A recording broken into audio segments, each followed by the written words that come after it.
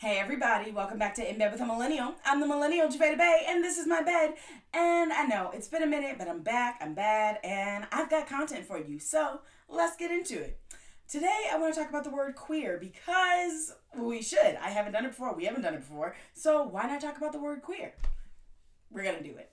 So first things first, the word queer has a very detailed, complex history. It started out just as any other word in the dictionary. It had a simple definition. It was used to describe something that was weird or suspicious or out of the ordinary, in the same way that gay was used to describe being happy.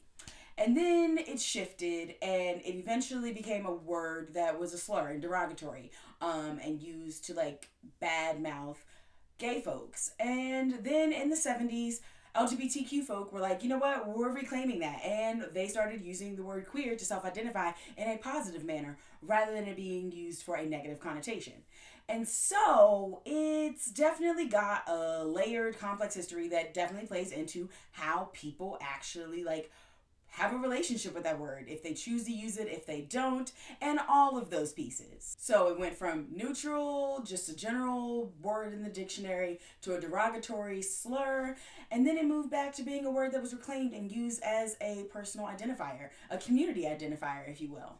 So now that we understand the complicated history of the word, we can better understand the complicated relationship that folks may have with the word. So because it has been reclaimed, it is used in a lot of different ways. And one of those ways is that it encompasses so much. It encompasses folks who are stepping away from cis heteronormativity, who are stepping away from the gender binary and things of that nature. And with this encompassment also comes more complications, especially in the sense of the academic realm, where we're talking about queer theory and the idea of queerness and how it also eradicates some other aspects of LGBTQIA plus identities, aka bisexuality. There's this weird thing where the word queer in an academic sense only refers to the binary of being monosexual, meaning you are only attracted to one gender.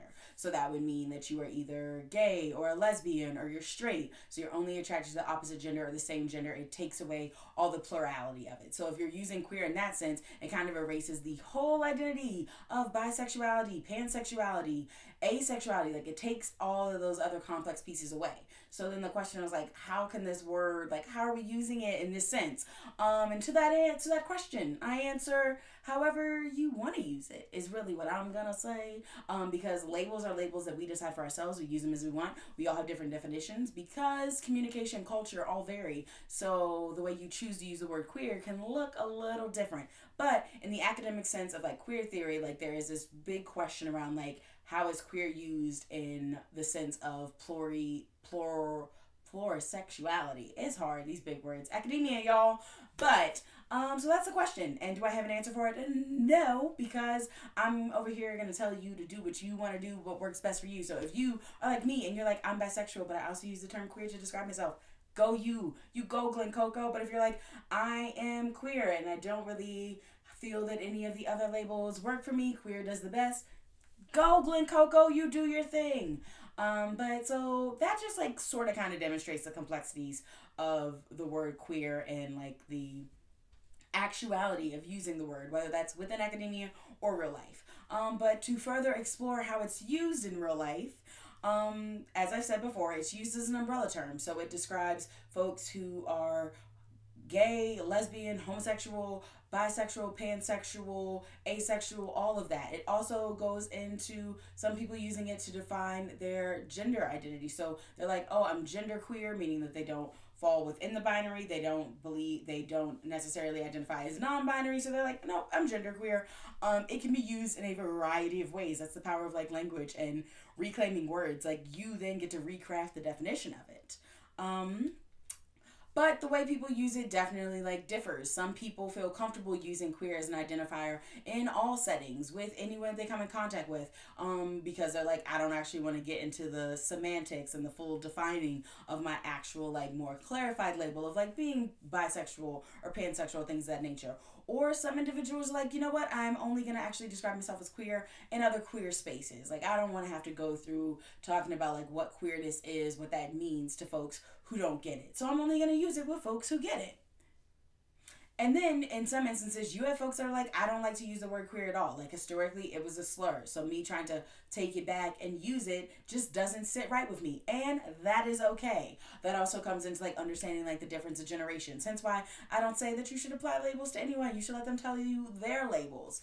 Because not everyone wants to be called queer, because for them, it holds this weight of being like a very negative, derogatory thing that people used against them in the past. So moral of the story is, let people define their labels for themselves. You ain't gotta apply labels to people, because why you gotta do that? You ain't gotta do that. So yeah, keep that in mind. But yes, that is a little crash course on all things the word queer, how it's used, its history, the complexities of it.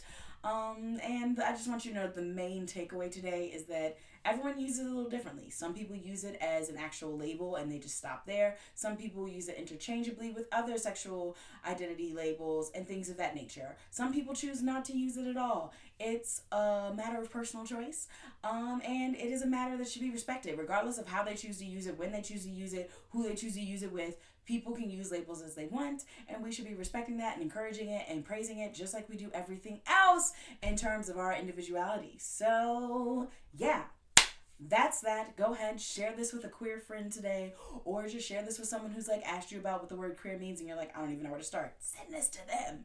But definitely come back next week, because it is April, which means it is STI Awareness Month, and we're working to like just focus on like destigmatizing STIs, because guess what?